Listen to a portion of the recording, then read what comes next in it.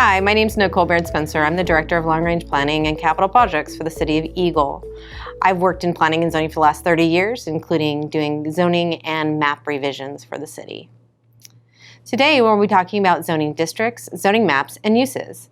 Zoning is an exercise of the police power to protect the health, safety, and welfare of the community. Police power is the authority granted to local governments under the Idaho State Constitution. It is the broadest power granted to local government. This is the same authority that provides for police and fire protection. At the local level, police power is enacted through the ordinances or laws and become part of the city or the county code. Without police power, there would be no traffic control, health codes, building codes, parking restrictions, or zoning.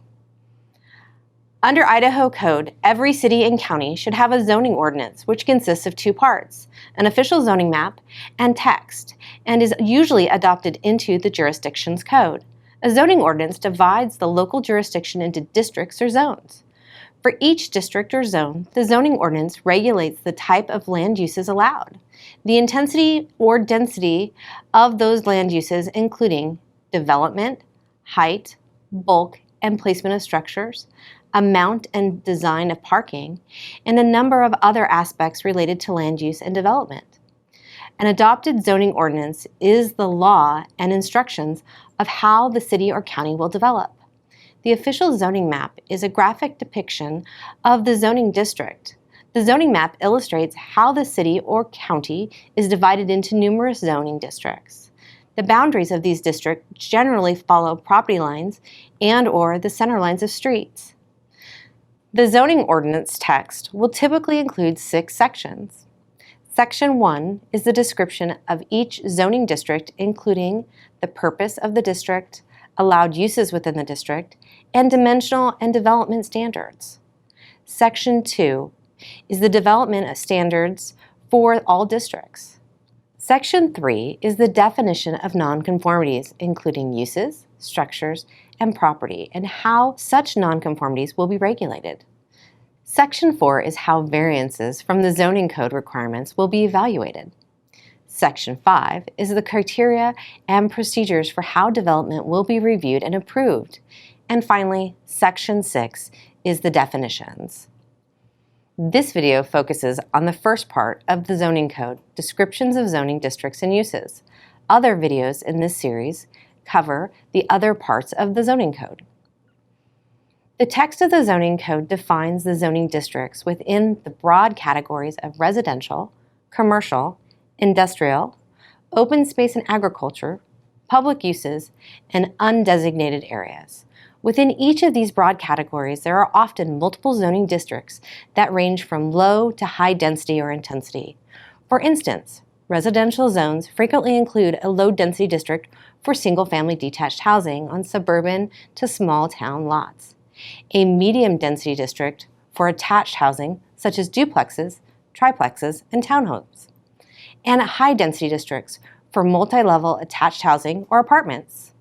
Similarly, commercial zoning districts may include neighborhood commercial districts for convenience stores and personal services close to residential areas, community business for large supermarkets and stores, and central business districts for downtown shopping areas. Every community is unique and will have different zones to reflect its community characteristics. This slide is an example of comparing the zoning districts in Sun Valley and Garden City, which shows the uniquenesses of each community. The zoning ordinance often includes other types of zoning districts, including overlay zones and floating zones. Overlay zones are commonly created for the purpose of preventing flood damage, preserving historic areas, or requiring design review. Overlay zones may reduce the number of uses permitted in an area. For example, in a historic residential overlay, home occupations and daycares may be prohibited uses. Other examples include establishing additional or more restrictive zoning standards than the underlying zone. For example, a floodplain overlay may prohibit development within the 100-year floodplain. These overlay zones are also depicted on the zoning map. Floating districts are adopted as development occurs for unique circumstances and are used for planned unit developments or mixed-use developments. floating zones typically are not mapped. Some examples of floating districts include transit-oriented development, neighborhood centers, and streets or highway corridors. For each zoning district, the code includes a purpose statement that is distinct from other districts. The purpose statement is frequently underrated, but should be the first priority for any zoning code.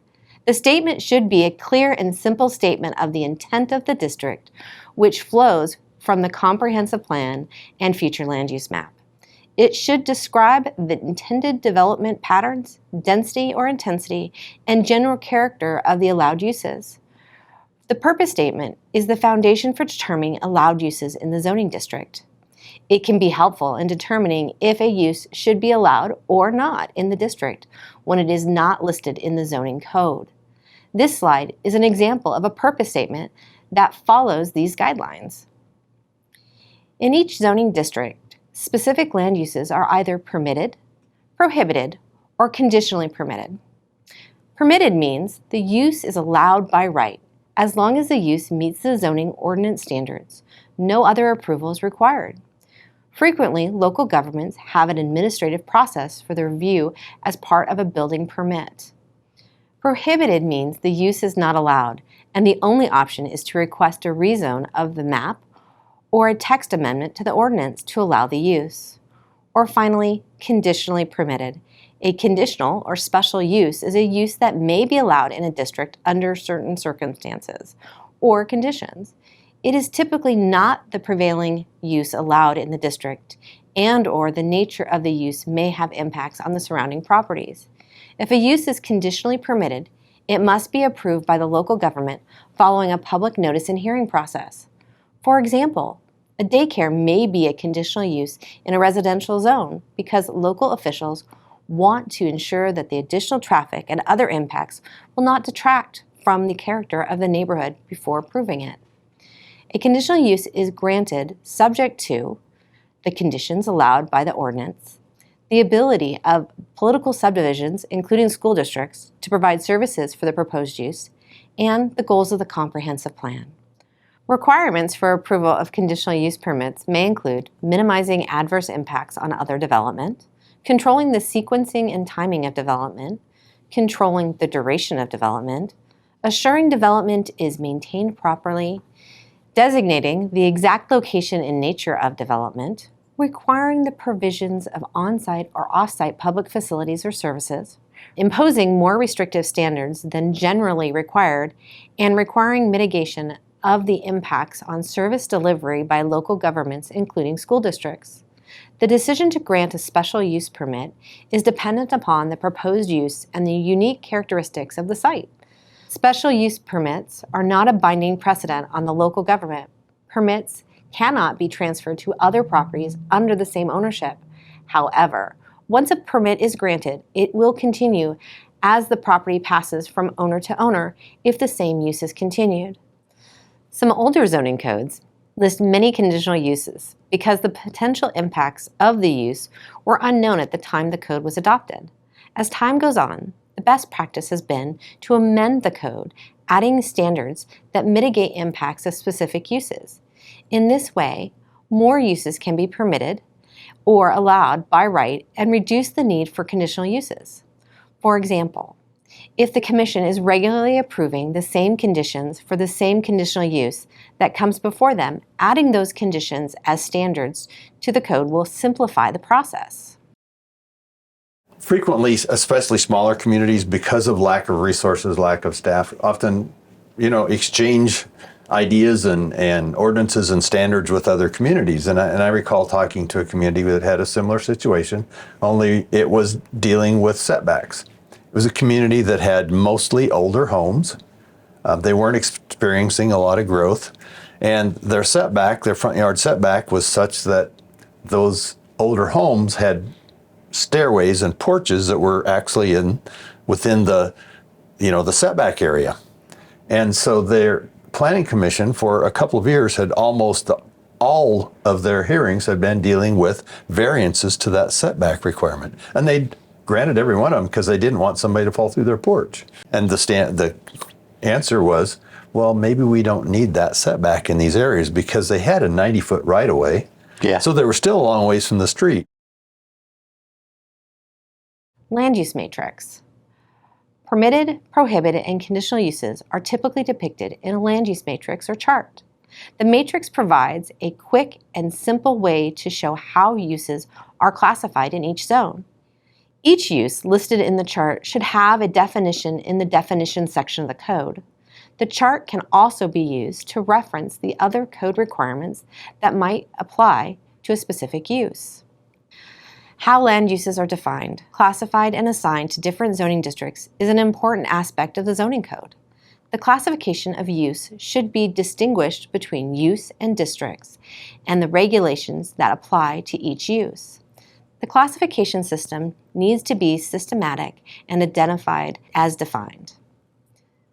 There are some existing classification systems that can be used as the basis for defining and classifying uses, including the North American Industrial Classification System, the International Traffic Engineers Manual of Trip Generation, and the American Planning Association Land-Based Classification Standards. Whatever way the classification system is developed, it should use the broadest land use categories possible.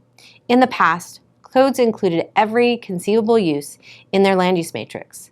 This is impossible in a changing world.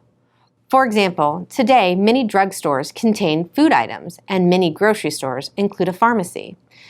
And uses that were important 10 years ago may not exist today, like video stores.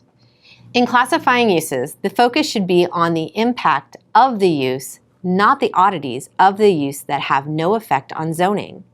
Uses with the same impact should be consolidated into a broader category.